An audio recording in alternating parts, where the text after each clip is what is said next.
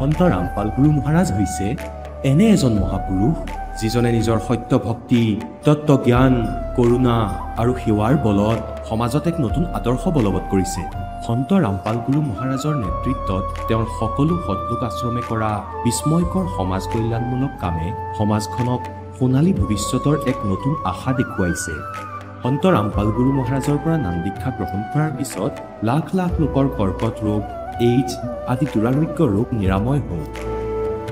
সন্তজনাৰ জ্ঞানৰ পৰা অনুপ্ৰাণিত হৈ তেওঁৰ অনুগামীসকলে লাখ লাখ ইউনিট ৰক্তদান কৰে। সন্তজনাই লাখ লাখ ভগ্নী কন্যাৰ যৌতুকমুক্ত বিয়াৰ আয়োজন কৰালে। সন্তজনাই লাখ লাখ মানুহক ড্ৰাগছ আসক্তিৰ পৰা মুক্ত কৰিলে। কোটি কোটি ধ্বংসপ্ৰাপ্ত পৰিয়াল শান্তিত লাগিল। সন্তজনাৰ আশ্ৰমত সমাৱেশৰ সময়ত বিনামূলীয়া চকুৰ চিকিৎসা আৰু দন্ত চিকিৎসাৰ ব্যৱস্থা কৰা হয়। সন্ত ৰামপাল গুৰু মহাৰাজৰ দ্বাৰা পৰিৱেশ সুৰক্ষাৰ উদ্দেশ্যে সময়ে সময়ে বৃহৎ পৰিসৰত বৃক্ষৰোপণ কৰা হয়। সন্তজনাই আৰ্তজনক তাৎক্ষণিক সকাহ দিবলৈ এম্বুলেন্স সেৱা আৰম্ভ কৰিছে।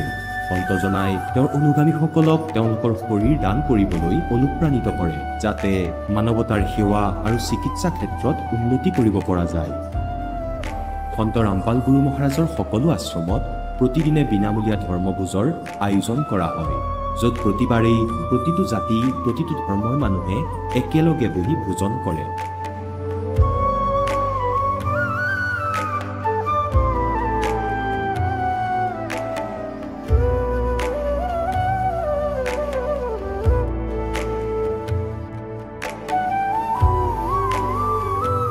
সন্ত ৰামপাল গুৰু মহাৰাজৰ আশ্ৰমত সহস্ৰাধিক বৃদ্ধ বৃদ্ধাই শ্ৰদ্ধা আৰু মৰমেৰে জীৱন যাপন কৰাৰ সুযোগ পায়।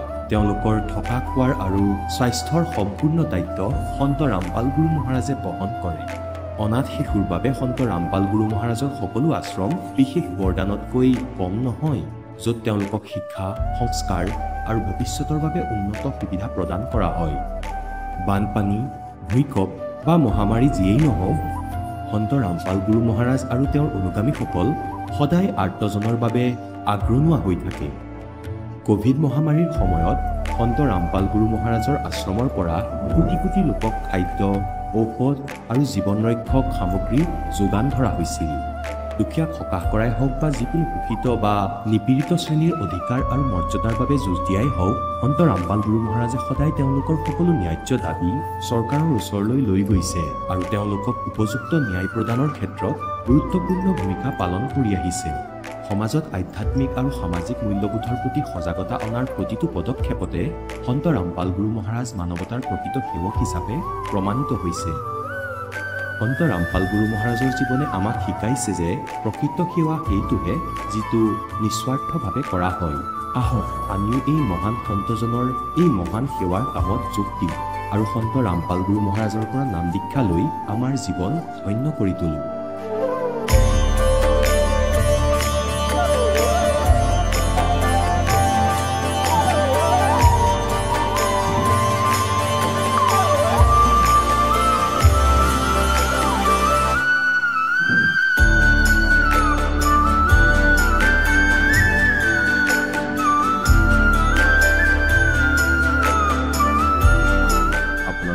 পৰিয়ালৰ সৈতে সৎলোক আশ্ৰমলৈ আন্তৰিকতাৰে আমন্ত্ৰণ জনোৱা হয়।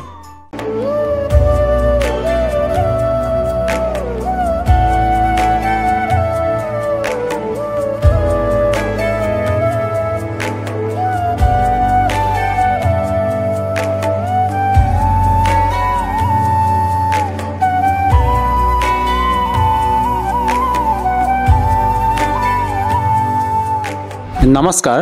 নমস্কাৰ ছাৰ। আপোনাৰ শুভ নামটো?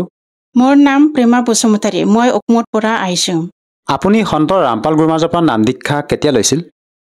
2023 জানুৱাৰী 1ত মই নাম দীক্ষা লৈছিলোঁ। তেখেতৰ পৰা নাম দীক্ষা লোৱাৰ আগতে আপুনি অন্য কিবা ভক্তি সাধনা কৰিছিলনে? হয় ছাৰ, মই কৰিছিলোঁ। মোৰ মা দেউতা ঠাকুৰ অনুকূল চন্দ্ৰ প্ৰণাম কৰিছিলোঁ আৰু দেৱী দেউতাও চবটো প্ৰণাম কৰিছিলোঁ।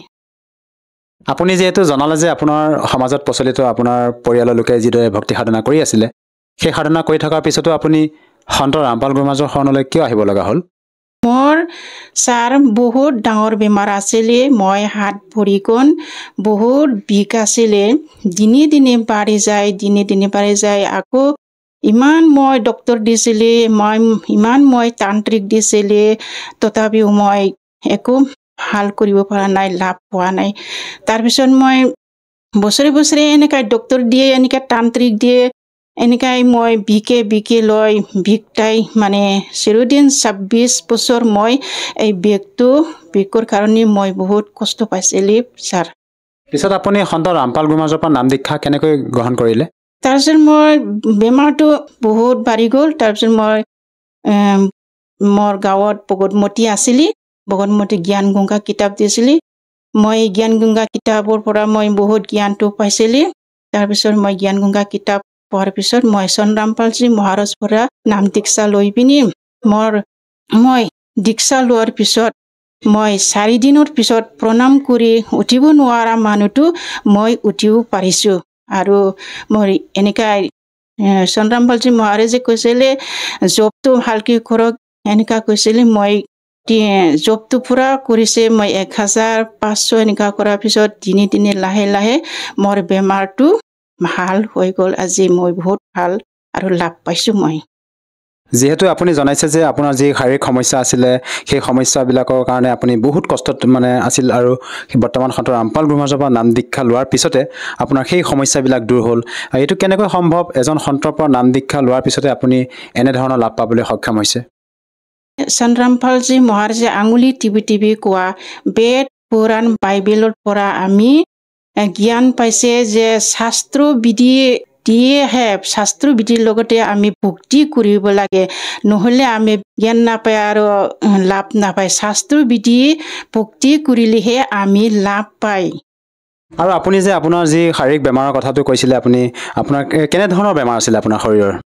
মোৰ বেমাৰটো বহুত, মোৰ হাত ভৰিখন দিনে বাঢ়ি আৰু পিছত মই একফালে 50% এইফালে দেহাটো মোৰ বহুত মৰিব লৈছিলে। তাৰপিছত মই দাঙিবই নোৱাৰি, নিজে হাতত ভৰিত মানে গাজল দিয়া নিচিনা, যেনেকা গাজল দিলে হাৰ্ড হয় যেনেকা, এনেকা আছিলে মোৰ বহুত। মই খোজ কাঢ়িব নোৱাৰা হৈছিলে, হাত ভৰি দাঙিব নোৱাৰা আছিলে, মই মৰিব লৈছিলে। মোৰ মৰাটো মানে 4 মাহে আছিলে মই মৰিবলৈ। তাৰপিছত মই 4 মাহ পিছত যদি মই শুবলগীয়া আছিলে, বিচনাত থাকিবলগীয়া আছিলে।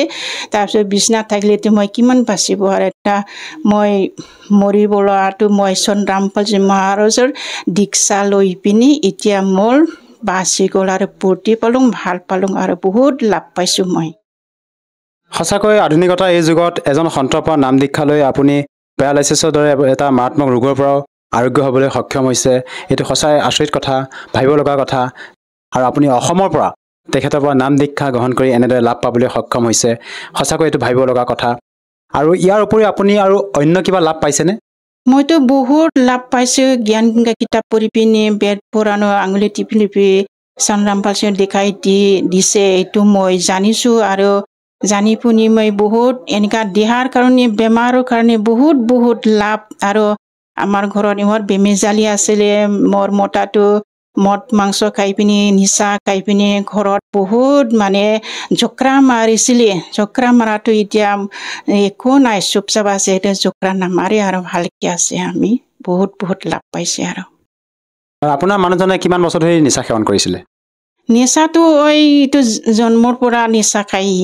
তাৰপিছত মইতো নাখাই, মই 26 বছৰ বেমাৰৰ আগৰ পৰাই মই এনেকুৱা নিচাও নাখাই। মোৰ ঠাকুৰ অনুকূল চন্দ্ৰ মানে এতিয়া 6ষ্ঠ দিয়াৰ পিছত মই মাছ মাংস এনেকুৱা খোৱাটো এৰি দিছোঁ আৰু খাব নালাগে কৈছে। তাৰপিছত পিঁয়াজ ৰচুনো খাব নাপায় ঠাকুৰ অনুকূল চন্দ্ৰ প্ৰণাম কৰাতে। আৰু ইয়াত বহুত নিয়ম নীতি কৰি পিনি মই প্ৰণাম কৰাৰ পিছততো মই ভাল হোৱা নাই। আৰু ঠাকুৰ অনুকূল চন্দ্ৰ প্ৰণাম কৰাৰ পিছত দেৱ দেৱীৰ পৰা পূজা কৰাৰ পিছত শিৱ পূজা দিছিলে, বিশ্বহৰি পূজা দিছিলে, দুৰ্গা পূজা দিছিলে, হনুমান পূজা দিছিলে মই বেমাৰৰ কাৰণে। আৰু মই বহুত তান্ত্ৰিকত গৈ পিনি পূজা দিছিলে, মই একো লাভ পোৱা নাই, ভাল পোৱা নাই। মই এতিয়া ৰামপালজী মহাৰাজী দীক্ষা লৈ পিনি মই বহুত লাভ, মই বহুত খুচি। আপুনি জনালে যে আপুনি অনুকূল ঠাকুৰতো মানে নাম দীক্ষালৈ ভক্তি সাধনা কৰিছিলে অনুকূল ঠাকুৰত আপুনি কিমান বছৰ ধৰি ভক্তি সাধনা কৰিছিল মা দেউতা আগত মা দেউতা বিয়া হোৱাৰ পিছত আছে বিয়া হোৱাতে আছে মই আৰু সৰু কালৰ পৰা মই মা দেউতাৰ লগতে মই প্ৰণাম কৰিছিলি লগতে মা দেউতাৰ লগতে প্ৰণাম কৰিছিলি আপুনি যেহেতু অনুকূল ঠাকুৰত যেতিয়া ভক্তি সাধনা কৰি আছিলে তেতিয়া আপোনাৰ যিবিলাক সমস্যা আছিলে দূৰ হোৱা নাছিলে আৰু বৰ্তমান আপুনি মত ব্যক্ত কৰিছে যে সন্ত ৰামপাল গুৰুমহাৰাজৰ পৰা নাম দীক্ষা লোৱাৰ পিছতে আপোনাৰ শাৰীৰিক যিবিলাক সমস্যা পাৰিবাৰিক যিবিলাক সমস্যা সকলো দূৰ হ'ল আৰু আপোনাৰ মানুহজনে নিচা সেৱন কৰাৰ বুলিও আপুনি ব্যক্ত কৰিছে বৰ্তমান মানুহজনে সেই নিচা যি সেৱন কৰাৰ বৰ অভ্যাস আছিলে সেয়া সম্পূৰ্ণৰূপে ত্যাগ কৰিবলৈ সক্ষম হ'লনে পুৰা এই এতিয়া চন্দ্ৰামপালজী মহাৰাজ পৰা জ্ঞানটো পাই পিনি জ্ঞান গা কিতাপ আৰু সৎসংটো ডেইলি চাই সৎসং নাচালে ঐ মনটো বেয়া লাগে ডেইলি এই ডিউটিৰ পৰা আহি মোবাইল ল'ব তাৰপিছত চন্দ্ৰামপালজী মহাৰাজে যিখিনি কথা কয় চব চাই থাকে শুনি থাকে এতিয়া মানে এতিয়া মাছ মাংস খোৱা মদ খোৱা এৰি দিছে চব ভালে আছে এতিয়া শান্তি বিধান ঘৰত আপুনি যেহেতু সন্ত ৰামপাল গুৰুমহাৰাজৰ পৰা নাম দীক্ষা লৈ বিভিন্ন প্ৰকাৰে লাভ পালে যিসকল দৰ্শকে আজি আপোনাক টিভি স্ক্ৰীণত প্ৰত্যক্ষ কৰি আছে তেওঁলোকক আপুনি কি বাৰ্তা দিব বিচাৰে যাতে তেওঁলোকেও আপোনাৰ দৰে উপকৃত হ'ব পাৰে মইতো এইটো ক'ব চন্দ্ৰামপালজীয়ে এতিয়া আঙুলি টিপি গীতা বেদ পুৰাণটোক দেখাই দি আছে আৰু জ্ঞান গংগা কিতাপখন জিনিকাৰ ৰাহা কিতাপখন পঢ়িলে জ্ঞানটো পাব আৰু জ্ঞান নহ'লে কেনেকুৱা ভক্তি কৰিব ভক্তি জ্ঞান হ'লেহে মানুহ ভক্তি কৰিব পাৰিব মই যে আগৰ পৰা ইমান বেমাৰ আছিলে 26 বছৰৰ বেমাৰটো চন্দ্ৰামপালজী মহাৰাজৰ দীক্ষা লৈ পিনি মই ভাল হৈছে এতিয়া সমাজক মই কয় যে মোৰ নিচিনা যদি বেমাৰ আছে কাৰোবাৰ যদি বেমাৰ আছে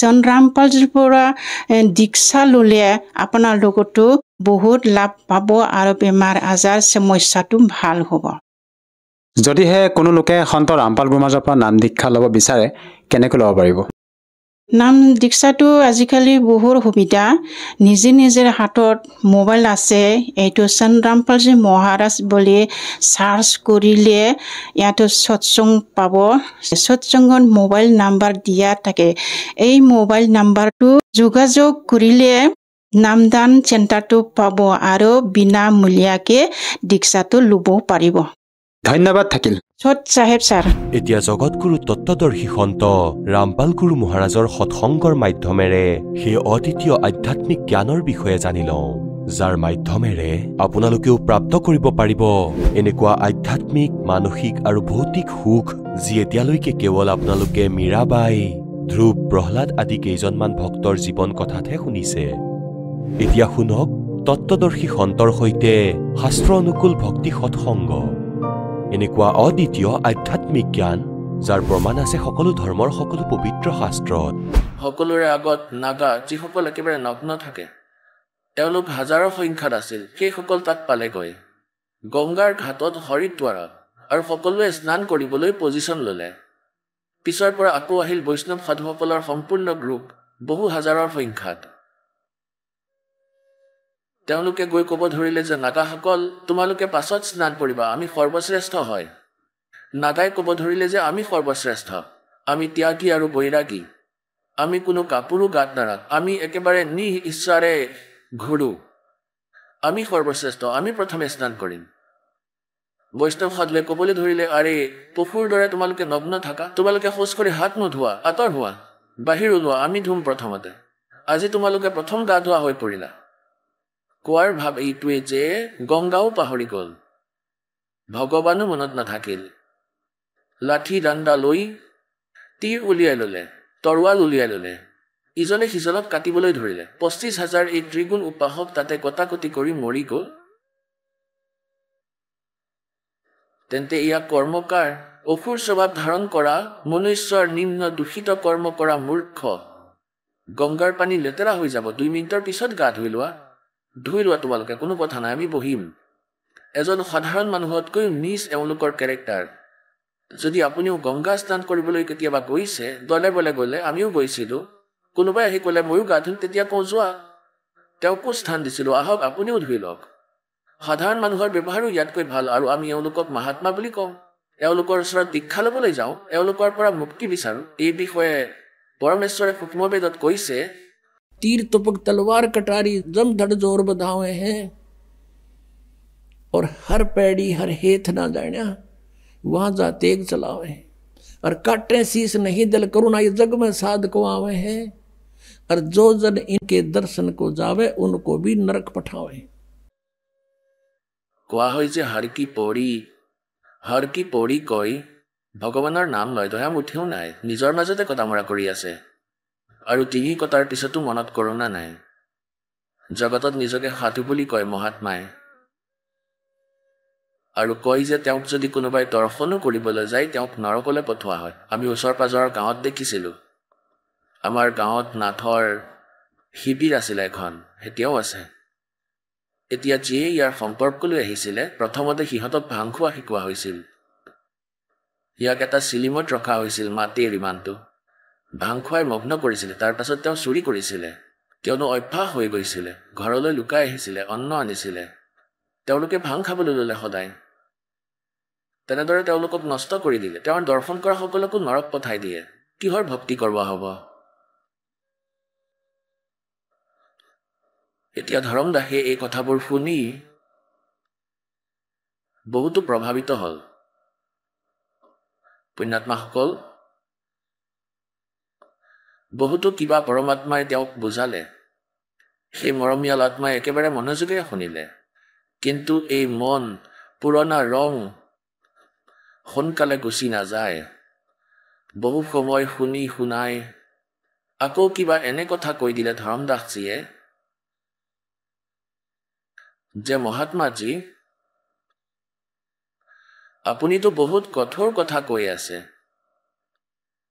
এওঁলোকৰ পূজা কৰাসকল কি নিষ্কৰ্মা হয়? পৰমাত্মাই ক'লে, মইতো নাই কোৱা, আপোনাৰ গীতাই কৈ আছে। কোৱা ভাৱ এইটোৱেই যে ধৰমদাসজীয়ে পুনৰাই পৰমাত্মাৰ বাক্যত অৰুচি ব্যক্ত কৰিলে। অৰুচি ব্যক্ত কৰাত পৰমাত্মা কবিৰ পৰমেশ্বৰজী পুনৰ অন্তৰ্ধান হৈ গ'ল। অন্তৰ্ধান হ'লত তেওঁ পুনৰ কান্দিবলৈ ধৰিল। আকৌ কান্দিবলৈ ধৰিলে আৰু ক'লে যে হে প্ৰভু, মোৰ ভুল হৈ গ'ল। इतना अच्छा ज्ञान दिया और सारे सत प्रमाण दिए।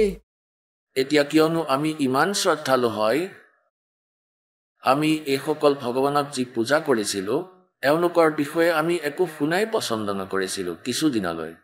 কিন্তু পুণ্যাত্মাসকল, যদি কোনোবাই দন্তকথা শুনায়, নিজৰ মহিমা ব্যৰ্থ বনায়, তেন্তে সেয়া শুনিব নালাগে। সদগ্ৰন্থত লিখা প্ৰমাণক যি নামানে সেইজন মানুহ ঠিক নহয়। এওঁলোকৰ বিষয়ে পৰমাত্মাই কয়, जान बूझ साची तजय करे झूठते ने और ताकि संगत है प्रभु स्वप्न में बना दे। এয়া ভাবি পৰমাত্মা অন্তৰ্ধান হৈ গ'ল। এতিয়া ধৰমদাসৰ সন্মুখত আন্ধাৰ নামি আহিল। আৰু পুণ্যাত্মাসকল, যি পৰমাত্মাক সৰ্বসুখ দাতা বুলি কোৱা হয়, সেই পৰমাত্মা য'ত প্ৰকট হৈ যায়, কমপক্ষেও 100 কিলোমিটাৰ দূৰলৈকেতো শান্তি প্ৰকট হৈয়ে যায়। আৰু তেওঁতো এওঁৰ একেবাৰে লগতে বহি আছিল। যেনেকৈ কাৰোবাৰ হাতত গৰম পানী অথবা চাহ পৰি গ'লে তাত কিমান যন্ত্ৰণা হয়, আৰু তাৰ ওপৰত বৰফৰ টুকুৰা এটা ৰাখিলে কেনে অনুভৱ হয় যে ইয়াৰ ওপৰত একোৱেই নাই, শান্ত হৈ পৰে। এনে দশা হয় ভগৱান যেতিয়া তেওঁৰ ওচৰত থাকে। তেওঁৰ সিমানেই শান্তি লাগিছিলে। পৰমাত্মা আঁতৰ হোৱাৰ মাত্ৰই সি আকৌ যন্ত্ৰণা। যেনেকৈ ৰৈ ৰৈ ইফাল সিফালৰ কথা এয়াহে সেয়াহে এনেকুৱা কৰি দিওঁ, এয়া জুই হয়, সকলোৰে ভিতৰত চলি আছে, প্ৰাণী নিজৰ নিজৰ জুইত। এতিয়া সেই উপলব্ধি তেওঁৰ যি আনন্দ হৈ আছিলে সেয়া শেষ হৈ গ'ল। আৰু যি জ্ঞান তেওঁ পালে সেয়া প্ৰমাণিত। আৰু তথাপিও তেওঁ নিজৰ ভাগ্যত কান্দি আছে যে মই কেনেকুৱা দুষ্ট, মই ভগৱানক হেৰাই পেলালোঁ। এতিয়া আকৌ কান্দিব ধৰিলে। অৱশেষত ত্যাগ কৰিলে, উভতি যাব ধৰিলে নিজৰ ঘৰৰ ফালে। আৰু কি কোৱা হয়? পৰমাত্মাৰ বাণীত লিখা আছে, तावा रोवत धर्म निनागर कहाँ गए मेरे सुख के सागर अधिक वियोग हुआ हमसे ती जैसे निर्धन की लुटगी खेती कल्प करे और मन में रोवे दसों दिशा को वो मगजोवे এতিয়া কান্দি আছিলে কলে হে ভগৱান बेग में लो करूँ अपघाता अब ना जीऊं सुनो विधाता এতিয়া ধৰমদাসজীয়ে এনেকৈ চালে যে ভগৱান মোৰ পিছফালেতো নাই ওপৰত আকাশততো কোনো দেখা পোৱা নাই कहते कल्प करे और मन में रोवे दसों दिशा को वो मगजोवे চাৰিওফালে চাই আছে 10 দিশত ওপৰ ফালে তল ফালে और कहता बेग में लो करूँ अपघाता मैं ना जीऊं सुनो विधाता হে পৰমাত্মা সোনকালে দৰ্শন দি দিয়ক এতিয়া মই আৰু জীয়াই নাথাকিম আত্মহত্যা কৰিম কান্দি কান্দি ঘৰ আহি পালে তেওঁৰ ঘৈণীয়েকে ভাবিলে ভগতে কিয় কান্দি আছে কিবা হ'ল এওঁৰ একো ক'ব পৰা নাই ইমান বেয়া ধৰণে কান্দি আছে ক'ৰ পৰা মথুৰাৰ পৰা কান্দি আছে বান্ধৱগড় আহি পালে এমপিত 800 কিলোমিটাৰ 2 দিন 3 দিন যাবলৈ লাগিছিল হয়তো খোজকাঢ়ি গৈছিল সেই সময়ত কোনো বাহন নাছিলে আৰু শ্ৰদ্ধালু আছিলে খোজকাঢ়িয়ে গৈছিলে তেওঁৰ পত্নীৰ নাম আছিল আমনি দেৱী ডাঙৰ ধৰ্মাত্মা আছিল কিন্তু কেতিয়াবা কেতিয়াবা তেওঁ ভগতৰ লগত কিছু দান ধৰ্মৰ বিষয়ত কিছু কৃপণতা কৰিছিলে তেতিয়া তেওঁ ভাবিলে যে ভগতে কিয় কান্দি আছে উভতি কিয় আহিলে তেওঁৰটো এমাহৰ কাৰণে টুৰ প্ৰগ্ৰাম আছিল 7 দিনতে আহিলে তেওঁ ভাবিলে বিষয়টো কি আৰু তেওঁৰ মুখৰ ফালে চাই আছিলে তেওঁ ইমান বেয়াকৈ কান্দি আছিলে যেনেকৈ কোনো বালকৰ মা দেউতা দুয়োটাই ঢুকালে সেই বালকে কান্দে ইমান বেয়া ধৰণেৰে মাটিৰ ওপৰত এনেকৈ বাগৰি আৰু বহুত বেয়াকৈ কান্দি আছে তেওঁ ভাবিলে আৰু কি হ'ল ইমান সোনকালে কেনেকৈ আহিলে আমনিয়ে ভাবিলে হয়তো কোনোবা ঠগে তেওঁৰ পইচা টকা লুটিলে আৰু মই কৃপণ হওঁ বহুবাৰ এওঁক কৈ দিছিলোঁ যেতিয়া তেওঁ ভ্ৰমণত গৈছিলে খালী হাতেৰে কথা কাটিছিলোঁ যে সন্তানে কি খাব ইমান দান নকৰিব এতিয়া তেওঁ ভাবিলে যে এওঁ এই কাৰণে কান্দি আছে যে এওঁৰ টকা পইচা কোনোবাই লুটি ল'লে কোনোবা ঠগে যিখিনি যাত্ৰাৰ বাবে লৈ গৈছিলে আৰু এতিয়া এয়া ভাবি আছে হয়তো মই আকৌ যাব বিচাৰিম টকা পইচা খুজিলে আকৌ তাই মুখ ফুলাই থাকিব तो उसने सोचा कि जिस कारण से रो रहा हो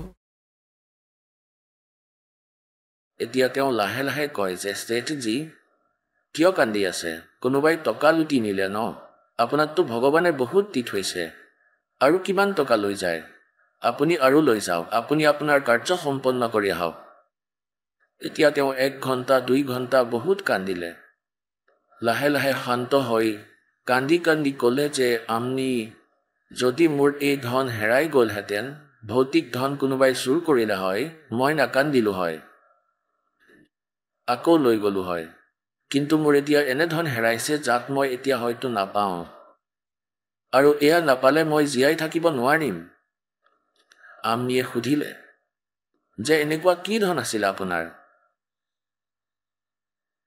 আৰু এই কথা শুনি তেওঁ পিছফাললৈ চাই তেওঁ আকৌ জোৰে জোৰে কান্দিব ধৰিলে কান্দি কান্দি অলপ দেৰি পিছত যেতিয়া তেওঁ স্বাভাৱিক হ'ল শান্ত হ'ল গোটেই কথা ক'ব ধৰিলে পৰমাত্মাই যি জ্ঞান শুনাইছিলে সেয়া সকলো শুনালে আৰু সৃষ্টি ৰচনা শুনাইছিলে পৰমাত্মা কবিৰ দেৱে এতিয়া ইমান সময় নাই আজিৰ সৎসংগত নহ'লে এয়াও শুনালো হয় কাইলৈ শুনাম এতিয়া তেওঁ এয়া সকলো শুনালে আৰু নিজৰ লগত ঘটা ঘটনাবোৰ ক'লে যে এনেকৈ ৰুটি বনাইছিলোঁ তাৰ ওপৰত পৰুৱা জ্বলি গৈছিল আৰু সেই পৰুৱা সকলো জীৱিত কৰি দিলে মোৰ পাপ কাটিলে এতিয়া আমনিয়ে ক'লে ইমান ভাল জ্ঞান আৰু স্বয়ং ভগৱানে দিব আহিছিলে আপুনিতো বেপাৰীহে আপুনিতো বিজনেছমেন আছিলে এই চুক্তি কেনেকৈ হাৰিলে এতিয়া ধৰমদাসে ক'লে যে জীৱনত প্ৰথমবাৰ মই হাৰিছোঁ চুক্তিত আজিলৈকে হৰাৰ মুখ দেখা নাছিলোঁ এইবাৰ মই হাৰি গ'লো চুক্তিত আৰু এই লোকচান হয়তো মোৰ এই জীৱনত পূৰ্ণ নহ'ব আৰু মই জীয়াই থাকিব নোৱাৰো। যিবোৰ সাধনা আমি কৰিছিলোঁ এইবোৰ এক অন্নৰ সমানো নহয়। সন্মুখত ৰাস্তা নাই, ঘোৰ আন্ধাৰ হৈ পৰিল। মই এতিয়া কেনেকৈ জীয়াই থাকো ভক্তিমতী? আমনিয়ে ক'ব ধৰিলে, আপুনিতো ভুল কৰি দিলে। ব্ৰহ্মা বিষ্ণু মহেশ্বৰ ক'তনো আমাৰ আত্মীয় আছিলে আৰু তেওঁলোকে ক'তনো আমাক সদায় লগ কৰিছিলে? আমি শুনা কথাবোৰতেই তেওঁলোকৰ ওপৰত আশ্ৰিত আছিলোঁ আৰু ইমান ভাল জ্ঞান আপোনাক প্ৰমাণ দি কৈ গ'ল। আপুনি তেওঁৰ ভৰিত ধৰিব লাগিছিলে। তেওঁ ক'ব ধৰিলে যে এই ভুলতেইতো কান্দি আছো। এতিয়া যেতিয়া ভগৱান আহিব তেওঁৰ ভৰি এবাৰ এৰি নিদিওঁ। এনেদৰে 6 মাহ পাৰ হৈ গ'ল তেওঁলোকৰ। ধৰমদাসজীয়ে না কিবা খাই, কষ্টৰে এফালমান ৰুটি সদায় কষ্টেৰে তেওঁৰ পত্নীয়ে তেওঁক খুৱায় আৰু তেওঁৰ কাম কাজত কোনো ৰুচিয়েই নাই।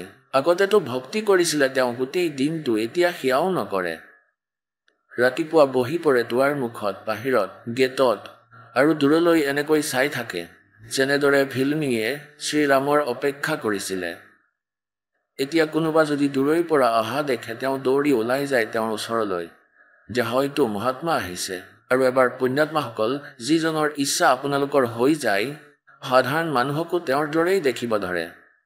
তেওঁৰ ওচৰলৈ গৈ দেখে যে নহয়, এওঁতো নহয়। তাৰ পাছত এদিন খবৰ পালে যে মহাত্মা এজন বহি আছে জংঘলত। গাঁও চহৰৰ বহু মানুহ গৈ আছে তেওঁৰ দৰ্শন কৰিবলৈ। ভগতজীও তালৈ গ'ল, ধৰমদাসজী। এতিয়া দেখিলে যে হ'ব পাৰে তেওঁই মহাত্মা হ'ব পাৰে, কিন্তু তেওঁৰ জ্ঞানেৰহে পৰীক্ষণ হ'ব। ধৰমদাসজীয়ে প্ৰশ্ন কৰিলে সেই সাধুক পৰীক্ষা ল'বলৈ, যদি মহাৰাজদেৱ হয় তেতিয়াহ'লে পিছত প্ৰশ্ন সুধিম, টু দি পইণ্ট উত্তৰ দিব। তেওঁ ক'লে যে মহাৰাজজী, মই কিছু প্ৰশ্ন সুধিব বিচাৰোঁ। ধৰমদাসে ক'লে। সেই সাধু মহাত্মাই ক'লে, সোধা বোপাই। তেওঁ ক'লে, ব্ৰহ্মা বিষ্ণু মহেশ্বৰৰ মাতা পিতা কোন হয়? সেই সাধুৱে ক'লে যে আৰে এইটো কেনেকুৱা কথা সুধিছা? তেওঁলোকৰ কোনো মাতা পিতা নাই, অজৰমৰ হয়, সৰ্পেশ্বৰ হয়, মহেশ্বৰ হয়। তেতিয়া তেওঁ জানিব পাৰিলে যে এওঁ নহয়। মনতে ভাবিলে যে এয়াতো ৰং নাম্বাৰ হয়। উঠি গুচি আহিলে। এনেকৈ আৰু 6 মাহ পাৰ হ'ল। তেতিয়া পৰমাত্মাই তেওঁৰ পত্নীৰ মাজলৈ প্ৰেৰণা আনিলে। তেওঁৰ পত্নীয়ে ক'লে, মোৰ ভগত, আপোনাৰতো ওজনো আধা হৈ গ'ল। এনেকৈতো আপুনি মৰি থাকিব। ভগৱান যেতিয়া আপোনাৰ পৰা আঁতৰিছিলে কিবা এটাতো কৈছিলে, কেনেকৈ পালে তেওঁক? তেতিয়া তেওঁ ক'লে, তেওঁ কৈছিলে যে য'ত ধাৰ্মিক ভাণ্ডাৰ আছে, যজ্ঞ হয়, সাধনা কৰা হয়, য'ত ভকতসকল একলগ হয়, কোনোৱে ভাণ্ডাৰা কৰিলে মই অৱশ্যেই যাওঁ। আৰু তেওঁলোকৰ সৈতে জ্ঞান চৰ্চা কৰিছিলে পৰমাত্মাই, যেনেকৈ ঋগ্বেদ মণ্ডল নম্বৰ 9 আৰু সূক্ত নম্বৰ 86 মন্ত্ৰ 26-27 পঢ়িছো যে সেই পৰমাত্মা আমাৰ যজ্ঞত, ধাৰ্মিক যজ্ঞত বিদ্যুতৰ দৰে অধিক গতিশীল পদাৰ্থৰ দৰে আহি প্ৰাপ্ত হয়, গুপ্ত ৰূপত আহি বহি যায়। আৰু সেই পৰমাত্মাই আহি কয় যে এনেকুৱা ধৰ্মৰ ভাণ্ডাৰত, এনেকুৱা ধাৰ্মিক যজ্ঞত মই অৱশ্যেই যাওঁ, কিয়নো তাত মেলা বহোৱা হয়, ভক্তক বহাই তাত বুজোৱা হয়, চৰ্চা কৰা হয় গুপ্ত ৰূপত। তেতিয়া আমনিয়ে ক'লে যে আপুনি ভাণ্ডাৰা এটা কৰক। ধৰ্মদাসে ক'লে যে এটা দিনত কি হ'ব? এদিনততো কোনেও গমেই নাপাব। আমনিয়ে ক'লে, তুমি কৰা যিমান দিনৰে বিচৰা, 3 দিনৰ বাবে কৰিব লাগিব। 3 দিনৰ কৰি লোৱা। তেওঁ 3 দিনৰ ভাণ্ডাৰা, ধৰ্ম ভাণ্ডাৰাৰ দিন নিশ্চিত কৰি দিলে। ওচৰে পাজৰে সকলোতে চিঠি পঠাই দিলে, দূৰলৈকে। এতিয়া প্ৰথম দিনা সকলোৱে ভোজন কৰি সকলো সাধুসন্ত গুচি গ'ল। তেওঁতো নাহিল, চায়েই থাকিল। তেওঁৰ পত্নীয়ে সুধিলে যে মহাৰাজজী আহিলে নেকি? মহাৰাজজী ক'লে যে নাই, আজিতো নাহিলে। পিছদিনাখন আকৌ তেনেকুৱাই হ'ল। তৃতীয় দিনত আফটাৰনুন হৈ গ'ল। ভাণ্ডাৰা মানে ভোজন চলি আছে, সাধু সন্তই খাই বৈ গৈ আছে। এতিয়া ধৰ্মদাসজীয়ে ফাইনেল সিদ্ধান্ত ল'লে, কিয়নো তেওঁ আত্মাৰ আহ্বানহে শুনে, যে যদি আজি আপুনি নাহে, কালিলৈ আপোনাৰ এই দাস নাথাকিব সংসাৰত। এতিয়া জীয়াই থাকিব আৰু নোৱাৰো। মইতো আশা কৰিছিলো যে আজি আহিব, অন্তৰৰ পৰা তেওঁ কয়, चिट्टी पायल बाजे पैर साहेब सुनता है सब लहर। অন্তৰ্যামী সকলো জানে তেওঁ দেখিলে আজি ভগত মৰিব, এতিয়া আৰু নাবাচে, কিয়নো ফাইনেল সিদ্ধান্ত আছিলে এই ভাণ্ডাৰা সম্পূৰ্ণ হ'ব আৰু মই আত্মঘাত কৰিম। আকৌ ক'ব ধৰিলে, বেগ মেলো কৰো আপগাতা মে না জিও শুনো বিধাতা। সেই সময়ত যি 10-20 জন ভগত 50-60 জন ভগতে ভোজন কৰি আছিলে, এয়া সেই মহাত্মা যাৰ কথা কৈ আছিলো এতিয়া। আৰু সেই সময়তে এজোপা কদমৰ গছ আছিলে প্ৰায় 200 ফুট দূৰত, য'ত ভাণ্ডাৰা চলি আছিলে। তাতে আহি সেই জীৱিত মহাত্মাৰ ৰূপত তাত আহি বহি পৰিলে। ধৰমদাসজীয়ে চাই আছিলে প্ৰতি পলে ইফালে সিফালে। যেতিয়া চকু গ'ল যে মহাৰাজজী তাত বহি আছে, খালী ভৰিৰে এনেকৈ দৌৰি গৈ তেওঁ খুব ধ্যানেৰে চালে আৰু তেওঁৰ চৰণত এনেকৈ সাৱটি ধৰিলে, এনেকৈ যেনেকৈ এজন ল'ৰাই নিজৰ মাতা পিতাক সাৱটি ধৰে, আৰু এনেকৈ চালে আৰু ক'লে, ভগৱান এতিয়া আৰু এৰি নাযাব, হে পৰমাত্মা এতিয়া আপুনি যি কয় তাকেই শুনিম। তেতিয়া পৰমেশ্বৰে ক'লে যে, ধৰমদাস প্ৰথমতে তেওঁলোকক পৃথক কৰা নকলি সকলক, তেতিয়া কথা পাতিম আমি, এতিয়া নহয়। এইবাৰ নাযাওঁ বাপাই, নাযাওঁ, মোৰ বিশ্বাস কৰা। এতিয়া তেওঁ এবাৰ আগুৱাই যায় আৰু তেওঁৰ ফালে চায় আৰু যি কৰিবলগীয়া আছিলে সেইখিনি সোনকালে কৰি পৰমাত্মাক ক'লে যে, এয়া আপোনাৰ দাসৰ কুটিৰ হয়, আহক ইয়ালৈ, ভিতৰত কথা পাতিম। ভিতৰলৈ লৈ গ'ল ভগৱানক, যেনেকৈ বহাৰ সাধন দিলে, নিজৰ ঘৈণীয়েকক মাতিলে, আহা দৌৰি আহা, আমি মোৰ ধন পাই গ'লো। দুইজনে এখনকৈ ভৰি ধৰি বহি পৰিলে। তেতিয়া আমনিয়ে ক'লে, ভগৱান আপোনাৰ সন্তান এওঁতো বহুত কোমল আত্মাৰ হয়, এওঁক মই সান্তনা দি থাকিলো, নহ'লেতো কেতিয়াবাই মৰিলে হয়। হে ভগৱান আপুনিতো অন্তৰ্যামী হয়, ইমান দুখী কৰিব নালাগিছিলে আপুনি নিজৰ সন্তানক। তেতিয়া পৰমাত্মাই ক'লে যে, আমনি এওঁ কালৰ টুট হৈ আছিলে, ইয়াক মই 2বাৰ লগ কৰিলো, ই সকলো কথা মানিলে, পিছত কালে ক'ৰবাত নহয় ক'ৰবাত গাঁঠি লগাই দিলে, মই ইয়াৰ লগতেই আছিলো, ইয়াক মৰিব নিদিওঁ, নহ'লে কেতিয়াবাই মৰিলে হয়। ইয়াৰ বল উলিয়াই ল'লো, ইয়াৰ লোহা গৰম কৰিলো, লোহা গৰম নোহোৱাকৈ তাৰ ওপৰত আঘাত কৰি একো লাভ নহ'ব। এতিয়া ইয়াৰ অন্তঃকৰণ চাফা হৈ গ'ল, আজি পুত্ৰী মই যি কওঁ ই সকলো মানিব আৰু এই সত্য ইয়াৰ হৃদয়ত প্ৰৱেশ কৰিব, সেয়েহে অলপমান দেৰি কৰিলো। এতিয়া পুণ্যাত্মাসকল তেওঁ সমৰ্থ হয়, কোৱা হয়, मेरी शरण है ताका हूं मैं दास, और गेल लाग गया फिर जब लग धरती आकाश। আকৌ গোটেই কথা শুনালে, পুনৰাই বহুদিন থাকিলে আৰু বহুত জ্ঞান বুজালে, দুইজনে উপদেশ ল'লে। পৰমাত্মাইতো সাক্ষী বনাব বিচাৰিছিল তেওঁ ধৰ্মদাসৰ আত্মাক, পৰমাত্মাটো গুচি গ'ল আৰু এতিয়া তেন্তে মই যাওঁ, আকৌ আহিম। কিছুদিনৰ পাছত তেওঁকে ধৰ্মদাসজীকেই দৰ্শন দি আছিলে কেৱল, আৰু ক'লে, ধৰ্মদাস ব'লা তোমাক মই নিজৰ সৎলোক দেখাওঁ। আগতে ধৰ্মদাসে প্ৰাৰ্থনা কৰিছিল বহুবাৰ, ক'লে ব'লা আজি তোমাক সৎলোক দেখাওঁ। সৎলোকলৈ লৈ গ'ল ধৰ্মদাসক। শৰীৰ ইয়াতেই পৰি আছিল অচেতন হৈ। 3 দিন হৈ গ'ল, আত্মীয় স্বজন একত্ৰিত হৈ গ'ল, গাঁওবাসী একত্ৰিত হৈ গ'ল, চহৰৰ পৰা মানুহ আহিব ধৰে যে কি হ'ল নাজানো, কি বেমাৰ হৈ গ'ল, অজ্ঞান হৈ পৰি আছে, কোমাত গুচি গৈছে। তৃতীয় দিনা পৰমাত্মাই ওপৰৰ সকলোবোৰ দেখালে, গোটেই সৎলোক দেখালে, তাৰ স্থিতি দেখালে, যি তাত থাকে হংসলোক, তাৰ পৰিৱেশ দেখালে সৎলোকৰ, যে ইয়াত কেতিয়াও বৃদ্ধাৱস্থা নাহে, ইয়াত কোনো দুখ নাই, ইয়াত কাৰো মৃত্যু নহয়, তুমি ইয়াতেই আছিলা আৰু নিজৰ ভুলত তুমি গুচি গ'লা। এতিয়া ধৰ্মদাসে কয় যে, ভগৱান মোক ইয়াতেই ৰখাই দিয়া, এতিয়া পুনৰাই পঠাই নিদিবা প্ৰভু, মোক ইয়াতেই ৰাখা। मत भेजो महाराज काल की नगरी है मोहे, राख लियो महाराज काल की नगरी है मोहे, मत भेजो महाराज हमसे बिगड़ी है। वहां जाके पता चलता है कि सचमुच हमने जुल्म किया, यहाँ से गए किस कारण से गए, रो है, बहुत बुरा हाल कर दिया भगवान, वापस ना भेजो तो बहुत बूढ़ी स्थान है। तो परमात्मा ने कहा तो जा बेटा, यहाँ ऐसे नहीं आ जाता, न तो मैं सारे ले आऊँ एक बार। তোমালোক নিজ ইচ্ছাৰে গৈছিলা, নিজ ইচ্ছাৰে উভতি আহিবা আৰু ইমানেই ধনী হৈ আহিবা যিমান ধনী ইয়াৰ পৰা হৈ গৈছিলা। যিমান ধনী তুমি ইয়াত আছিলা ভক্তিৰ শক্তিৰ তলতো সিমানেই গোটাব লাগিব। ইয়াৰ বাবে মই এটা মন্ত্ৰ দিম, তুমি যোৱা তালৈ আৰু মন্ত্ৰ দিম সৎ নামৰ।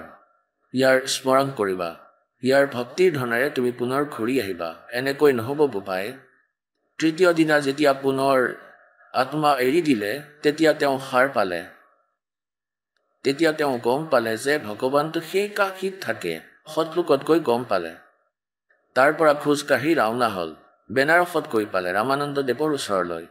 তেওঁৰ পৰা গম পালে যে কবিৰ মোৰ শিষ্য হয় কিন্তু মোৰ গুৰুও হয়। তেতিয়া মালিকক তাত লগ পালে। তেতিয়া আকৌ ক'লে যে হে ভগৱান, আপুনি মোৰ চকু খুলি দিলে পৰমাত্মা, দীক্ষা দিয়ক পুনৰ। নতুনকৈ মালিকে উপদেশ দিলে, সৎ নাম দিলে, এওঁক মুক্তি দিলে, সাৰ নাম দিলে আৰু তেওঁৰ কল্যাণ কৰিলে। কোৱা সৎগুৰুদেৱৰ জয় হওক।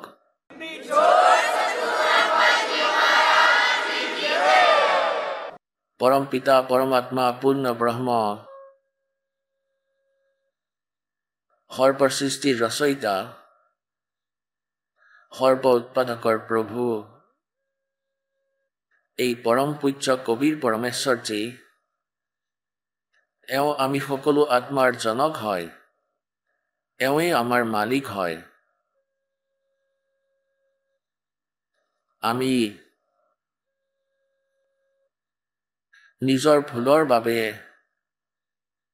আমি ইয়াত কালৰ জালত আবদ্ধ হৈ পৰিলোঁ আৰু আমি এনেকুৱা লোকত প্ৰৱেশ কৰিলোঁ যে ইয়াত জীৱ সুখী হ'ব নোৱাৰে।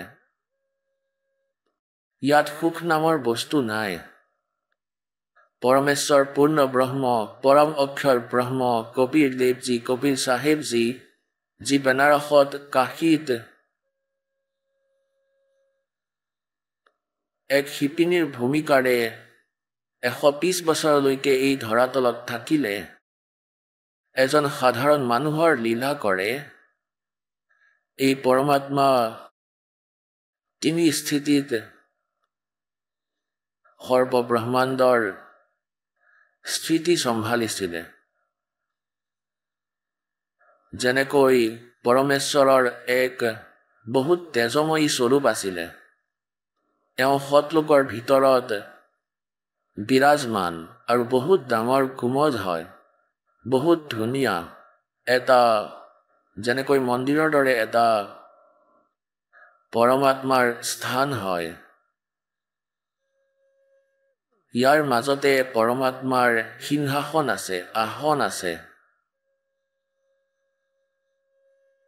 আৰু তাতে পৰমেশ্বৰ কবিৰ দেৱজী, যি আমাৰ সদৃশ হয়, মনুষ্য সদৃশ এওঁৰ শৰীৰ, তেওঁৰ এটা নোমৰ গুৰিত কোটি সূৰ্য কোটি চন্দ্ৰ দুয়োৰে মিলোৱা ৰশ্মিও পৰমেশ্বৰৰ এটা নোমৰ গুৰিৰ ৰশ্মিৰ ওচৰত বহুত কম হয়। ইমান তেজময় শৰীৰ হয় এই পৰমেশ্বৰৰ। আৰু যেতিয়া এই পৰমাত্মাই আমাক ইয়াত সদ্বুদ্ধি দিবলৈ আহে, যথাৰ্থ জ্ঞান দিবলৈ আহে, তেতিয়া নিজৰ অন্য ৰূপ ধাৰণ কৰি লয়। সেই ৰূপটো তাতেই থাকে। এটা বেলেগ ৰূপ ধাৰণ কৰি লয়, পাতল তেজপুজৰ। যদি সেই পৰমাত্মা সেই তেজময় শৰীৰযুক্ত হৈ আহি যায়, তেনেহ'লে আমাৰ চকু বন্ধ হৈ পৰিব, যেনেকৈ ফেঁচাই সূৰ্যক চাব নোৱাৰে। ঠিক সেই প্ৰকাৰে আমাৰ এই চৰম দৃষ্টি পৰমাত্মাৰ সেই উজ্জ্বল শৰীৰৰ প্ৰকাশক, সেই উজ্জ্বলতাক চাব নোৱাৰে, সহ্য কৰিব নোৱাৰে। সেইকাৰণে পৰমাত্মা পাতল তেজপুজেৰে নিজৰ শৰীৰক সৰল আৰু পাতল কৰি ইয়ালৈ আহে। আৰু ইয়ালৈ অহাৰ তেওঁৰ দুটা স্থিতি আছে। এটাটো এটা যুগত তেওঁ সম্পূৰ্ণ জীৱন জীয়াই যেনেদৰে এজন সাধাৰণ মানুহৰ জন্ম হয়,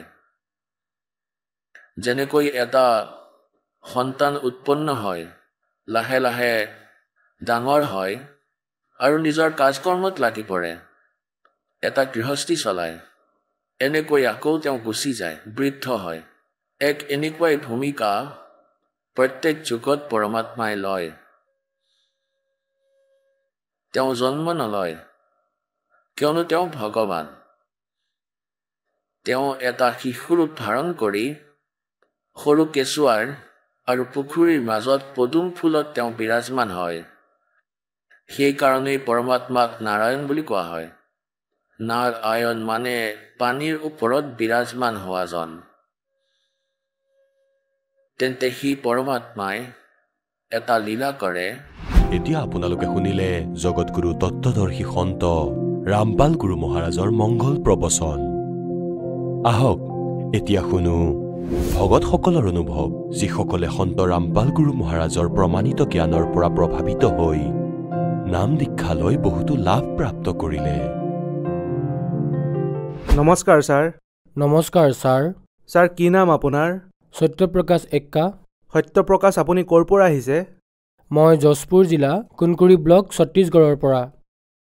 সত্যপ্ৰকাশ, আপুনি সন্ত ৰামপালদেৱ মহাৰাজৰ পৰা নাম দীক্ষা কেতিয়া ল'লে? হয় ছাৰ, মই সন্ত ৰামপালদেৱ মহাৰাজৰ পৰা 5 ছেপ্টেম্বৰ 2013 নাম দীক্ষা লৈছিলোঁ। সন্ত ৰামপালদেৱ মহাৰাজৰ পৰা নাম দীক্ষা লোৱাৰ আগতে আপুনি কি ভক্তি সাধনা কৰিছিল?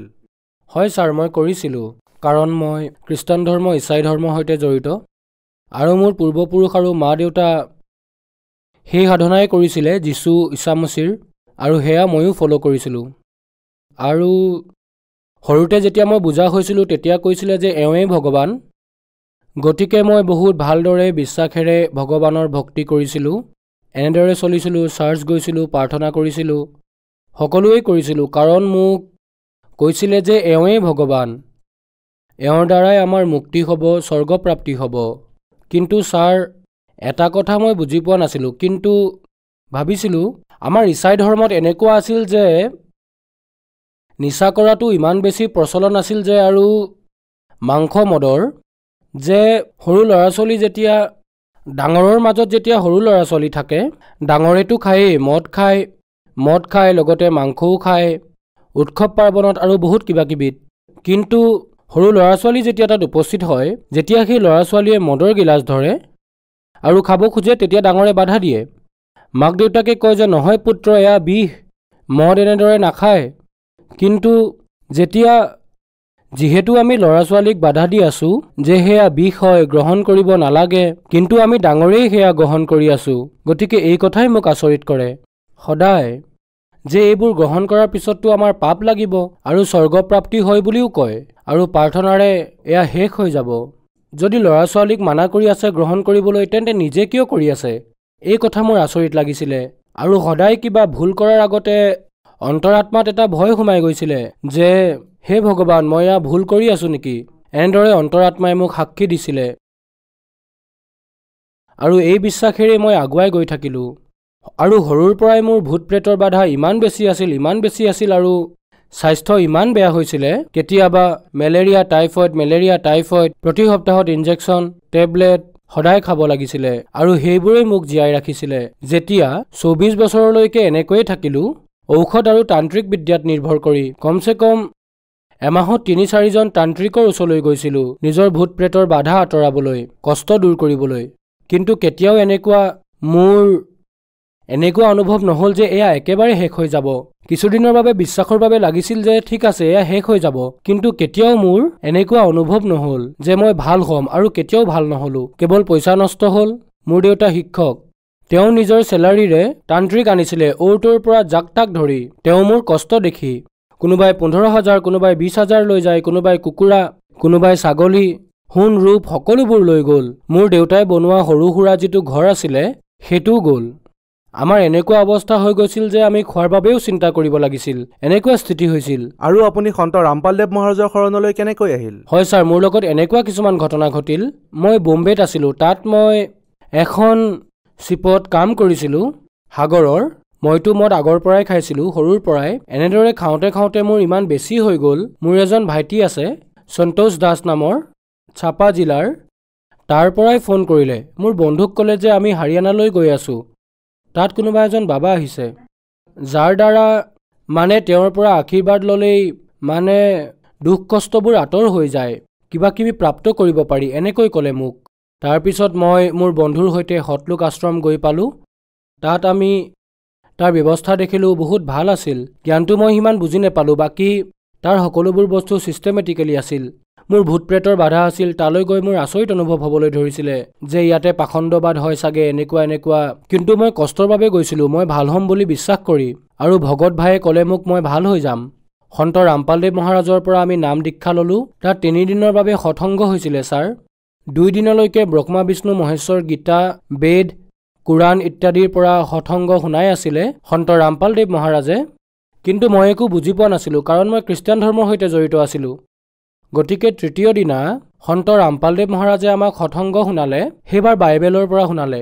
যেতিয়া বাইবেলৰ পৰা সৎসংগ শুনাই আছিলে, তেতিয়া মোৰ সকলো কথা মনত পৰিল যে সৃষ্টি উৎপত্তি কেনেকৈ হ'ল, বাইবেলত এনেকৈ লিখা আছে আৰু এনেকৈ লিখা আছে কেইবা প্ৰকাৰে।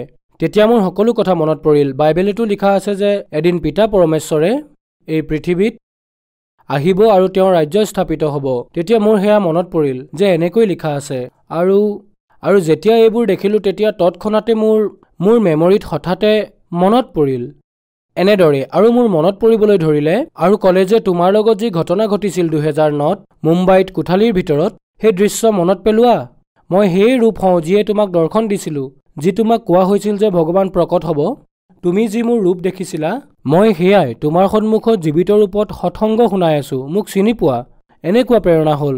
আৰু আকৌ যেতিয়া পৰ্দাত আহি আছিলে, তেতিয়া মই ধ্যান দিব ধৰিলোঁ। হয়, সেইটো ৰূপেই যাক মই দেখিছিলোঁ স্পষ্ট ৰূপে। এই সন্ত ৰামপালদেৱ মহাৰাজৰ ৰূপ মই কোঠালিত দেখিছিলোঁ। নাম দীক্ষা লোৱাৰ আগতেই দৰ্শন হৈছিলে।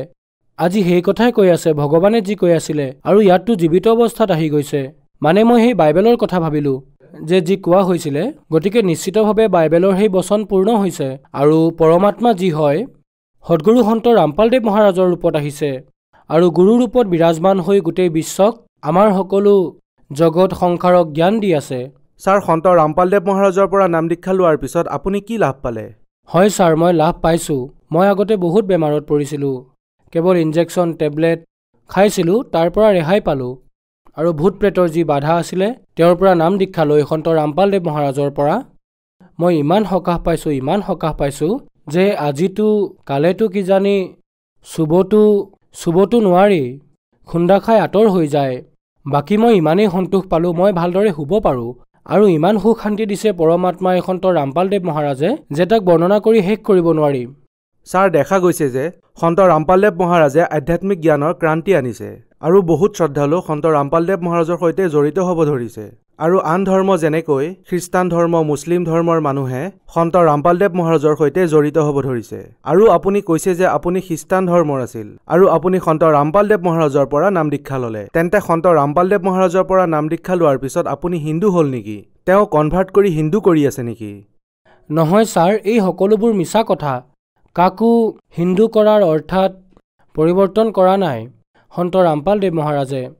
তেওঁতো কয় জীৱ হামাৰী জাতি হে, মানৱ ধৰ্ম হামাৰা, হিন্দু মুছলিম শিখ ইছাই ধৰ্ম নাহি হে কৈ নিয়াৰা। ইয়াত সকলো যিবোৰ জাতি ধৰ্ম আছে, সেই সকলোবোৰ ইয়াৰ লগতেই জড়িত। আৰু আপোনালোকে সৎসংগ শুনি শাস্ত্ৰ অনুসাৰে যি সন্ত ৰামপালদেৱ মহাৰাজে কৈ আছে যে আপোনালোকে বুজিবলৈ আপোনাৰ গ্ৰন্থই আধাৰ, গতিকে মোৰ বাবে সেই বাইবেলেই আধাৰ হ'ল। আৰু যেতিয়া সন্ত ৰামপালদেৱে খুলি দেখুৱাই আছিল, তেতিয়া মই বুজি পালোঁ। আৰু সেইখিনিয়ে আমাৰ খ্ৰীষ্টান ধৰ্মৰ ফাদাৰ গুৰুৱেও কয় যে কোনোবা এটা পাঠ উলিয়াই লৈ মোৰ খুৰা দিওঁ। তেওঁতো নিজেই ফাদাৰ হয়, কিন্তু তেওঁ ক'ৰবাৰ পৰা লৈ আহে আৰু তাৰ অৰ্থও ক'ব নোৱাৰে, আৰু নিজৰ দন্ত কথা শুনাই দিয়ে যে মই তাত পঢ়া শুনা কৰিছিলোঁ, মই ইয়াতে এনেকুৱা কৰিলোঁ, তাতে বহুত ভাল এনেকুৱা হৈছিলে। বছ ইমানখিনিয়ে কয়, আৰু কয় আপোনালোকে প্ৰাৰ্থনা কৰক, বিশ্বাস ৰাখক। বছ ইমানখিনি কৈ এৰি দিয়ে। আৰু কেতিয়াও এইটো কথা নকয় যে আপোনালোকে মদ খোৱা বাদ দিয়ক, জীৱ হত্যা বাদ দিয়ক, মাংস মদ এৰক, যাৰ বাবে আপোনালোকৰ আহিবলগীয়া পিঢ়ি ল'ৰা ছোৱালীৰ দুৰ্গতি হ'ব। এই বাৰ্তা কেতিয়াও নিদিয়ে ছাৰ, মই কেতিয়াও ফাদাৰৰ মুখেৰে শুনা নাই। আমাৰ ধৰ্মগুৰু ইছাই ধৰ্মৰ কয় যে পৰমাত্মা পিতা পৰমেশ্বৰ নিৰাকাৰ হয়, আৰু যি বাইবেলত লিখা আছে যে খ্ৰীষ্টিয়ানসকলৰ গ্ৰন্থত অধ্যায় 22 বচন পদ 13 পৰা 14 ভিতৰত লিখা আছে, যদি তুমি মাংস খোৱা, হত্যা কৰা, মদ মাংস ইত্যাদি খোৱা, তেওঁলোকক কৈছে পিতা পৰমেশ্বৰে স্পষ্ট শপত গ্ৰহণ কৰিছে যে তেওঁলোকৰ স্বৰ্গৰ প্ৰাপ্তি নহ'ব। গতিকে ইয়াৰ পৰা স্পষ্ট হ'ল এনেকুৱা কৰ্ম কৰাসকলে স্বৰ্গৰ প্ৰাপ্তি নকৰে। আৰু সন্ত ৰামপালদেৱ মহাৰাজে যি কৈ আছে সেয়া শাস্ত্ৰ অনুসাৰে হয়, যাৰ দ্বাৰা সকলোৱে স্বৰ্গ প্ৰাপ্তি কৰিব পাৰে। আৰু যি আজি মই মানি আছো, মানুহে কয় মই হিন্দু ধৰ্মলৈ পৰিৱৰ্তন কৰিলো। মিছা কথা। সন্ত ৰামপালদেৱ মহাৰাজে ধৰ্ম পৰিৱৰ্তন কৰাই থকা নাই। মই আমাৰ ইছাই ধৰ্মকেই মই আজি মানি আছো। সেই ধৰ্ম গ্ৰন্থকেই মই লৈ আধাৰ কৰি চলি আছো। মই কেৱল তাতে লিখা বেয়াখিনিহে আৰু আমাৰ সমাজত যি বেয়া শিকোৱা হৈছে সেইবোৰ এৰি বাদ দি মই এক শাস্ত্ৰ অনুকূল আৰু সত্যতাৰ ৰাস্তাত চলি আছো আৰু ভক্তি কৰি আছো। আগতে ছাৰ মই বাইবেলৰ বিৰুদ্ধে চলি আছিলো, পৰম্পৰা কৰি আছিলো, খোৱা লোৱা সকলোবোৰ। আৰু এতিয়া মই সন্ত ৰামপালদেৱ মহাৰাজৰ পৰা সৎসংগ প্ৰবচন শুনি জ্ঞান প্ৰাপ্ত কৰি গম পালো আৰু মই এতিয়া সঠিক ৰাস্তাত চলি আছো। বাইবেলত দিয়া জ্ঞানৰ আধাৰত আৰু সন্ত ৰামপালদেৱ মহাৰাজে দিয়া জ্ঞানৰ আধাৰত মই ভক্তি সাধনা কৰি আছো আৰু মই এতিয়া সুখ শান্তি পাই আছো। ছাৰ, আপুনি বহুত ডাঙৰ প্ৰশ্ন উত্থাপন কৰিছে যে যিসকলে মাংস খায় তেওঁলোকে স্বৰ্গলৈ যাব নোৱাৰে। তথাপিও এনেকুৱা হৈ আছে যে মানুহে মদ খাই আছে, মাংস খাই আছে। ফাদাৰৰ দ্বাৰাও এনেকুৱা প্ৰতিক্ৰিয়া হৈ আছে। তাৰ পিছত আপুনি সন্ত ৰামপালদেৱ মহাৰাজৰ পৰা নাম দীক্ষা ল'লে। গতিকে যিসকল দৰ্শকে আপোনাক আজি চাই আছে, যিসকল বিশেষকৈ খ্ৰীষ্টান, ইছাই, তেওঁলোকক আপুনি কি ক'ব? মই তেওঁলোকক এইটোৱে প্ৰাৰ্থনা জনাব বিচাৰো যে যিসকলে মোক দেখি আছে, শুনি আছে, কথাটো হ'ল যিসকল বৰ্তমান আমাৰ ধৰ্মগুৰু আছে, ইছাই গুৰু বুলি নিজক কয়, যে মাংস খাব লাগে, মদ পান কৰিবও পাৰোঁ, এয়া পিতা পৰমেশ্বৰ যীশুখ্ৰীষ্টই শিকাইছে, এয়া একেবাৰে ভুল কথা। বাইবেলত দুই ধৰণৰ কথা লিখা আছে। মাংস খোৱাৰ কথাও লিখিছে, মাংস নোখোৱাৰ কথাও লিখিছে। আৰু য'ত খাব লাগে বুলি লিখা আছে সেয়া কাল ভগৱানৰ হয়, আৰু নাখাবলৈ য'ত লিখা হৈছে সেয়া পিতা পৰমেশ্বৰৰ সংকেত হয়, যাক নেকি আজি আধাৰ কৰি খাব লাগে বুলি কৈ আছে, আৰু য'ত খাব নালাগে বুলি কৈ আছে সেয়া বুজিবলৈ চেষ্টাই কৰা নাই। বাইবেলত লিখা আছে, ঈশা মਸੀহেও কৈছিলে, মই তোমালোক সকলোকে সঁচা কথা ক'ব বিচাৰিছোঁ, কিন্তু তোমালোকে এতিয়া সেয়া সহিব নোৱাৰিবা, কিয়নো এই সংসাৰত যিজনে নায়ক হৈ আহিছিলে, মই নায়ক হৈ আহিছিলোঁ, সেই নায়ককেই এতিয়া দোষী বুলি কৈছে। ঈশা মਸੀহে কৈছিলে, সন্তক নায়ক বুলি কৈছিলে, কাৰণ তেওঁ পৰমাত্মাৰ বিষয়ে সঁচাটো ক'ব বিচাৰিছিলে, কিন্তু তেওঁক দোষী বুলিয়েই সাব্যস্ত কৰা হৈছিলে। সেইবাবেই তেওঁ কৈছিলে নায়কক দোষী বুলি সাব্যস্ত কৰিছে। গতিকে মই এতিয়া ইয়াৰ পৰা যাব লাগিব। মই যোৱাৰ পিছত আৰু মই ইয়াৰ পৰা যোৱাৰ পিছত যিজন সত্য আত্মা আহিব, তেওঁৱেই পূৰ্ণ সত্যলৈ লৈ যাব আৰু সকলোকে সমগ্ৰ বিশ্বক কল্যাণ কৰাব। তেওঁৱেই আজি এই সংসাৰত জগতগুৰু সন্ত ৰামপালদেৱ মহাৰাজৰ ৰূপত প্ৰকট হৈছে, আৰু তেওঁৱেই হৈছে পূৰ্ণ গুৰু আৰু তেওঁৱেই পূৰ্ণ স্বয়ম্ভু। তেওঁৰ দ্বাৰাই সমগ্ৰ সংসাৰৰ কল্যাণ হ'ব। আৰু ইছাই ধৰ্মৰ যিসকলে ভাবে যে আমাৰ ঈশা মਸੀহৰ দ্বাৰাই আমাৰ কল্যাণ হ'ব, সেইটো একেবাৰে মিছা কথা। সেই যে বাইবেলত লিখা আছে যে এদিন সেই পিতা পৰমেশ্বৰৰ আগমন হ'ব আৰু পিতা পৰমেশ্বৰৰ ৰাজ্য স্থাপিত হ'ব, সেয়া যি আছে সেয়া সন্ত ৰামপালদেৱ মহাৰাজৰ দ্বাৰাই হ'ব। আৰু সেই পিতা পৰমেশ্বৰ, যাক কবিৰ পৰমাত্মা বুলি কয়, যি সকলো বাইবেলত লিখা আছে, বেদত লিখা আছে, গীতাত লিখা আছে, কোৰাণত যি লিখা আছে, সেই পৰমাত্মাৰ নাম কবিৰেই হয়, আৰু তেওঁৱেই পূৰ্ণ পিতা পৰমেশ্বৰ, আৰু তেওঁৱেই আজি সন্ত ৰামপালদেৱ মহাৰাজৰ শৰীৰত প্ৰকট হৈ সমগ্ৰ বিশ্বক জ্ঞান দি আছে, আৰু তেওঁৰ দ্বাৰাই সমগ্ৰ বিশ্বৰ কল্যাণ হ'ব। ছাৰ, আপুনি কৈছে যে ধৰ্মৰ হলি বুকছ অৰ্থাৎ সৎ গ্ৰন্থত সন্ত ৰামপালদেৱ মহাৰাজে প্ৰমাণিত কৰি কৈছে যে কবিৰ চাহেবেই ভগৱান। গতিকে বাইবেলতো লিখা আছে নেকি যে কবিৰ চাহেবেই ভগৱান হয়, পৰমাত্মা হয়? হয় ছাৰ, অৰ্থডক্স জইচ বাইবেলত অধ্যায় 35, 36, 37 বচন নম্বৰ আয়ুব গ্ৰন্থৰ বচন নম্বৰ 5 আজি বৰ্তমানত যি আছে তাতে কেৱল সৰ্বশক্তিমান বুলি লিখিছে, আৰু তাতে স্পষ্ট কৰি দিছে যে সেই সৰ্বশক্তিমান পিতা পৰমেশ্বৰ কবিৰ হয়। কবিৰ লিখা আছে, আমি দেখিছোঁ, পঢ়িছোঁ সেয়া। ছাৰ, সন্ত ৰামপালদেৱ মহাৰাজৰ পৰা নাম দীক্ষা কেনেকৈ ল'ব পাৰি? হয়, সন্ত ৰামপালদেৱ মহাৰাজৰ পৰা নাম দীক্ষা আজি টিভিৰ মাধ্যমেৰে, য'ত সন্ত ৰামপালদেৱ মহাৰাজৰ সৎসংগ প্ৰবচন চেনেলত ৰাতিপুৱা গধূলি আহে, তাত তলত হালধীয়া শাৰী আহে, তাত মোবাইল নম্বৰ আশ্ৰমৰ, সতলোক আশ্ৰমৰ দিয়া হয়, যি নম্বৰক ডায়েল কৰি যোগাযোগ কৰি তাৰ পৰা নাম দীক্ষা লোৱাৰ আধাৰ বনাব পাৰে। সন্ত ৰামপালদেৱ মহাৰাজৰ দ্বাৰা লিখা কিতাপ জ্ঞান গংগা জীৱনৰ সুগম পথ, গীতা তোমাৰ জ্ঞান অমৃত পঢ়ি সেইখনতো নিজৰ সৎগ্ৰন্থক জনাৰ আধাৰ আছে। সকলো ধৰ্মগ্ৰন্থৰ সাৰমৰ্ম দিয়া আছে। তাৰ পৰাও বুজি লৈ আৰু মোবাইল নাম্বাৰ ডায়েল কৰি আধাৰ বনাই নাম দীক্ষা ল'ব পাৰে। ধন্যবাদ ছাৰ। নমস্কাৰ ছাৰ। সন্ত ৰামপাল গুৰু মহাৰাজ হৈছে এনে এজন মহাপুৰুষ যিজনে নিজৰ সত্য ভক্তি, তত্ত্বজ্ঞান, কৰোণা আৰু সেৱাৰ বলত সমাজত এক নতুন আদৰ্শ বলবৎ কৰিছে। সন্ত ৰামপাল গুৰু মহাৰাজৰ নেতৃত্বত তেওঁৰ সকলো সৎলোক আশ্ৰমে কৰা বিস্ময়কৰ সমাজ কল্যাণমূলক কামে সমাজখনক সোণালী ভৱিষ্যতৰ এক নতুন আশা দেখুৱাইছে। সন্ত ৰামপাল গুৰু মহাৰাজৰ পৰা নাম দীক্ষা গ্ৰহণ কৰাৰ পিছত লাখ লাখ লোকৰ কৰ্কট ৰোগ, এইডছ আদি দুৰাৰোগ্য ৰোগ নিৰাময় হ'ল। সন্তজনাৰ জ্ঞানৰ পৰা অনুপ্ৰাণিত হৈ তেওঁৰ অনুগামীসকলে লাখ লাখ ইউনিট ৰক্তদান কৰে। সন্তজনাই লাখ লাখ ভগ্নী কন্যাৰ যৌতুকমুক্ত বিয়াৰ আয়োজন কৰালে। সন্তজনাই লাখ লাখ মানুহক ড্ৰাগছ আসক্তিৰ পৰা মুক্ত কৰিলে। কোটি কোটি ধ্বংসপ্ৰাপ্ত পৰিয়াল শান্তিত লাগিল। সন্তজনাৰ আশ্ৰমত সমাৱেশৰ সময়ত বিনামূলীয়া চকুৰ চিকিৎসা আৰু দন্ত চিকিৎসাৰ ব্যৱস্থা কৰা হয়। সন্ত ৰামপাল গুৰু মহাৰাজৰ দ্বাৰা পৰিৱেশ সুৰক্ষাৰ উদ্দেশ্যে সময়ে সময়ে বৃহৎ পৰিসৰত বৃক্ষৰোপণ কৰা হয়। সন্তজনাই আৰ্তজনক তাৎক্ষণিক সকাহ দিবলৈ এম্বুলেন্স সেৱা আৰম্ভ কৰিছে।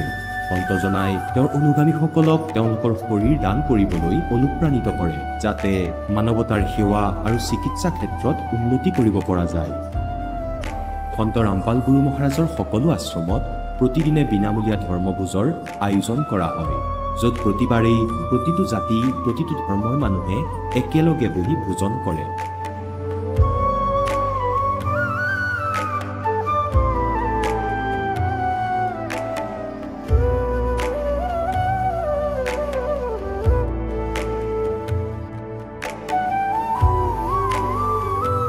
সন্ত ৰামপাল গুৰু মহাৰাজৰ আশ্ৰমত সহস্ৰাধিক বৃদ্ধ বৃদ্ধাই শ্ৰদ্ধা আৰু মৰমেৰে জীৱন যাপন কৰাৰ সুযোগ পায়। তেওঁলোকৰ থকা খোৱাৰ আৰু স্বাস্থ্যৰ সম্পূৰ্ণ দায়িত্ব সন্ত ৰামপাল গুৰু মহাৰাজে বহন কৰে।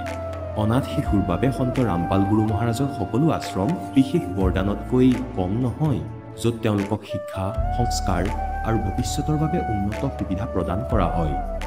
বানপানী, ভূঁইকঁপ বা মহামাৰী যিয়েই নহওক, সন্ত ৰামপাল গুৰু মহাৰাজ আৰু তেওঁৰ অনুগামীসকল সদায় আৰ্তজনৰ বাবে আগ্ৰনোৱা হৈ থাকে। কোভিড মহামাৰীৰ সময়ত সন্ত ৰামপাল গুৰু মহাৰাজৰ আশ্ৰমৰ পৰা কোটি কোটি লোকক খাদ্য, ঔষধ আৰু জীৱন ৰক্ষক সামগ্ৰী যোগান ধৰা হৈছিল। দুখীয়াক সকাহ কৰাই হওক বা যিকোনো শোষিত বা নিপীড়িত শ্ৰেণীৰ অধিকাৰ আৰু মৰ্যাদাৰ বাবে যুঁজ দিয়াই হওক, সন্ত ৰামপাল গুৰু মহাৰাজে সদায় তেওঁলোকৰ সকলো ন্যায্য দাবী চৰকাৰৰ ওচৰলৈ লৈ গৈছে আৰু তেওঁলোকক উপযুক্ত ন্যায় প্ৰদানৰ ক্ষেত্ৰত গুৰুত্বপূৰ্ণ ভূমিকা পালন কৰি আহিছে।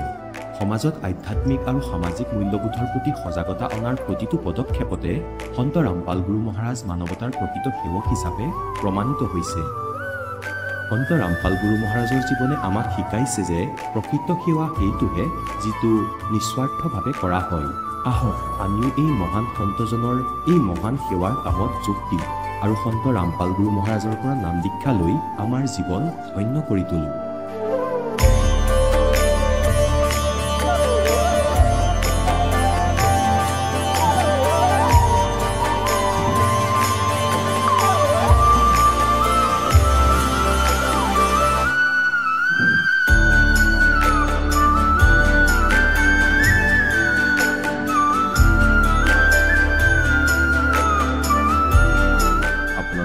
পৰিয়ালৰ সৈতে সৎলোক আশ্ৰমলৈ আন্তৰিকতাৰে আমন্ত্ৰণ জনোৱা হয়।